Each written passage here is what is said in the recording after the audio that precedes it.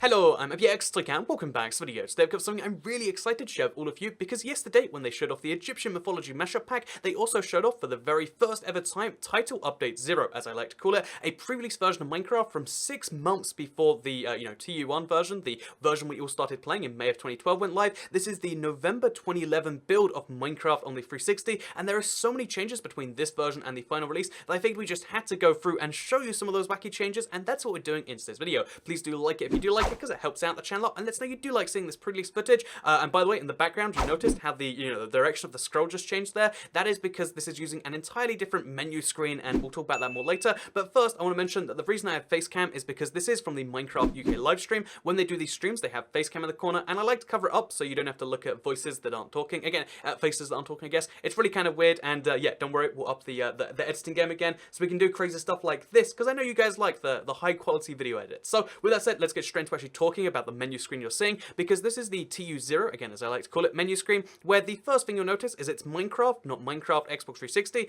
That's wacky enough by itself, right? Like, oh, they just called it Minecraft back then, kind of like what they're doing today. They did the reverse change where they went to calling it Xbox 360 Edition, because it's an edition, not a regular game. And also you notice how there's a multiplayer option just below single player. It's not available in this current build, but they were going to separate single player and multiplayer. They were going to be distinct game modes in the game and presumably use different worlds in some way. Again, it was just something they hadn't properly worked on, but it was still a really intriguing idea. Also, you'll notice how the design here also wildly different, and there's only 2 boxes you can type in for your, Minecraft world. There's your world name, there's your seed, and that's it. You just get to type in those 2 things, and then you'd move into the world. So to compare that to TU1 again, here you can see, here's what it looked like, here's what it looked like in TU1. There was still a couple more options, and nowadays there's like 40 options to change before you start up your world. Back then, it was just like seed, okay, world name, inconsequential, but you can do that, and yeah, it's just a wacky thing about TU0 that had changed before the final release. Also, you notice how the scroll in the background goes back again, because instead of being the consistent spin around before, it was like 180 degrees where it went left to right to left to right, so you'll see that in the background. Anyway, now the game is loaded in, you'll see how the frame rate was pretty atrocious, because this was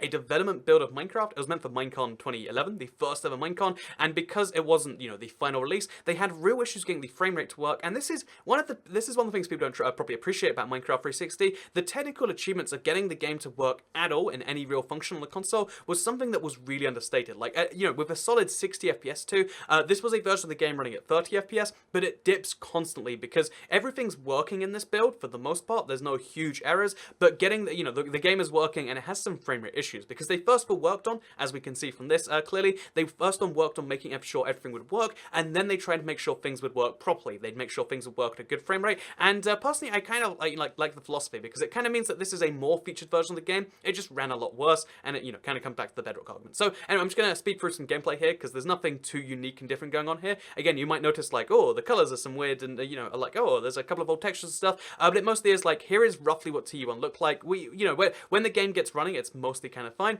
but there's a few differences that will start when we get to the crafting table, because again, after they decide to go through a few places, because the guy playing Demian from Minecraft UK Live was kind of just like exploring it. You can see how after a little while here, they're like, actually, we found some sheep, we've got some stuff, let's chop down some trees, and let's use those trees to get a crafting table. And this is one of the biggest differences between Minecraft 360, the TU0, and the final release, because for some reason they decided to do a graphical overhaul of a lot of different menus, including the one we could see here today, because they did an entire overhaul of the crafting table. Also, you can see, by the way, third person only had 2 views back then, just, third person and then first person. But yeah, here is the crafting table. There's 5 tabs, kind of like normal, but all of the tabs have entirely different designs, and then also the buttons at the top look slightly different. Everything here is just slightly odd about this, and it gets even weirder when you go into the main crafting table, because, after they've worked out like, oh, this is what's wrong with the crafting table, after they make a real crafting table and you get the full selection, things get even weirder there. So again, it's so weird to see this now and be like, oh, the number of slots looks different, and like the tabs look different, everything's very slightly differently sized,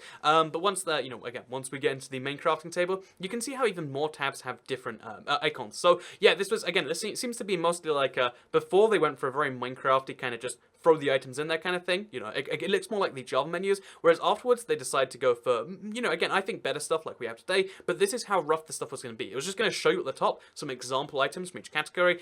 Some categories were slightly changed, like bowls and buckets aren't together. There's some odd stuff like that, but to me, just the wackiest thing is the icons. It looks different, and it's also a thing. Also, yeah, back in this version, they did even have achievements, which I find that to be kind of cool, that like achievements, one of the things they added very early on. In fact, most of this stuff was something they added very early on. on. Like, so yeah, one of the things they said about this also was the fact that this entire game right now, you're seeing it at 30 FPS, and that's not just a recording error. According to Roger Carpenter, the game only ran at 30 FPS back then, because again, their primary goal was just get the game running, and then, you know, like, they were going to work out the details of how to do it later. And, you know, in these days, it was believed that they had infinite worlds. Again, we've seen some pre-development build proof that that is, in fact, a thing. So it has infinite worlds, or, like, presumably infinite, at least larger worlds, and it also has, interestingly enough, a larger render distance, but the sacrifice is in the, you know, the quality of the gameplay. You'll see, like, on a fairly frequent basis, there is some frame drops, and in some certain places, you'll see how it just dips, like, horrendously low, because whenever it loads in new chunks,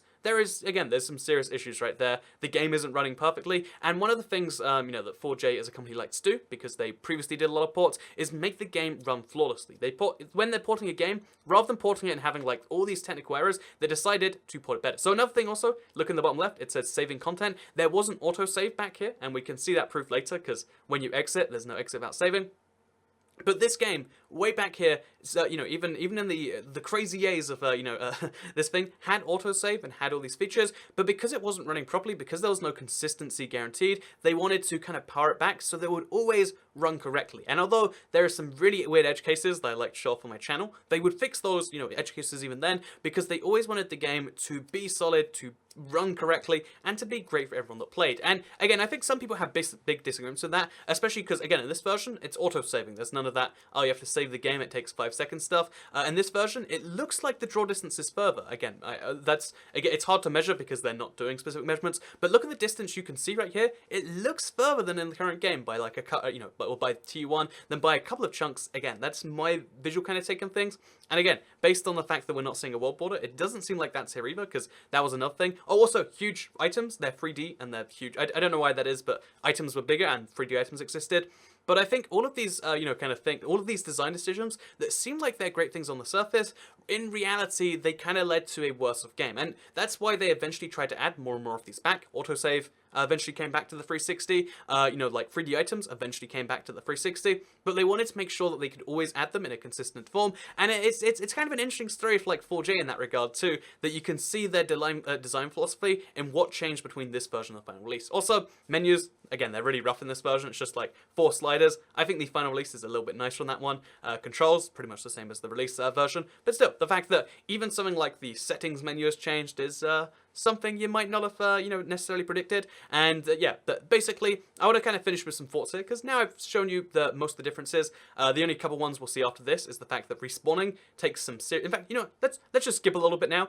So if we skip forward to where some lava is, you can see how, oh, it's got old textures, because it's, again, it's the 1.6.6 still, so it's the same as TU1, but still, if you haven't seen the new lava in some time, that's kind of cool. And also, you know, there's gravel around here, there's some cobblestone. It all looks kind of wacky, right? And I think they're going to jump in the lava. The really weird thing, the really last change, is that when you jump in lava, or when you just die in anyway, respawning back in this version was a serious time waste. Because again, the way they were running the game, even though it had these benefits of presumably increased draw distance of a bigger world, it had to rebuild your spawn chunks every single time, and it took some serious time to respawn, which again, was presumably something they wanted to fix by the final release. So again, like, it even has to simulate it, there's some weird glitches, it's weird stuff. So now let's talk a little bit about what I think about this whole thing, because again, I think it's personally just an interesting kind of showcase of, you know, like Minecraft. I think it's it's an interesting showcase of the way that 4J had this dedication to the 60 FPS, to the perfect running, to the stage where they were willing to lose, like, you know, a tiny bit of draw distance. They cut down 3D items and then put them back in later. Something we saw with the Switch Edition. If you don't recall, when Minecraft Switch Edition came out, they brought it out at 720p, later upgraded it to 1080p, because they want it to be, from day one, a consistent experience. And I think some people are going to disagree with that. And a part of me is always like, well, I mean, actually, I think people care about the gameplay more. But the truth is, you don't notice when you don't, you know, when a game's buttery smooth and it works, like Minecraft 360 was, you don't necessarily notice it, you know, like when it's working. You notice it when it's not working, and you just never notice it not working. So it's one of the either genius things that, again, as a company, 4J did, or maybe it's something that was, you know, maybe misguided in your opinion, but it's something I think, as someone who really does appreciate frame rate and, you know, that sort of stuff, it's, I don't know why I'm clicking so much. Like, yo, I appreciate it so much that I'm gonna click to, like, you know, do my thumb click, just show it. But yeah, it's something that I personally value, and it's something that you can see just from this 6-month period, that's what they worked on mostly. So optimization, always important, and it's one of the things they care about. 4J, let's go for some TU1 gameplay so you can see a bit of side-by-side, or like see some comparison of that now. And let's talk a little bit about, you know, this face cam, because again, I know some of you are like, oh, face cam's just the worst, but again, just to show you my high-quality video editing skills, here's a field of llamas. I can do some cool stuff because I'm wearing a blue shirt. Picked the wrong way to do this. It means I can vanish off into the distance, do stuff like this. Is this entertaining you? Is this making it better? I don't know why that would. In fact, wait. It's like a cloak of invisibility. Anyway, hope you all enjoyed this video. Give it a like if you liked it, and if you dislike gravel, give it a share if you really liked it. And if you like gravel, make sure you unsubscribe and then delete your favorite Minecraft world as a little bit of a punishment to make things all better for yourself. And I hope you all enjoyed the video. Subscribe if you're new around here. I make videos like this every single day on my channel. And if you subscribe, you'll see them daily on your homepage. Although realistically, if you don't subscribe, I mean, YouTube might show them to you anyway. And if you do subscribe, YouTube might not show them anyway. So, I mean, subscribe if you want a higher chance of seeing them. And yeah, thank you very much for watching. And I'll see you all next time. Goodbye.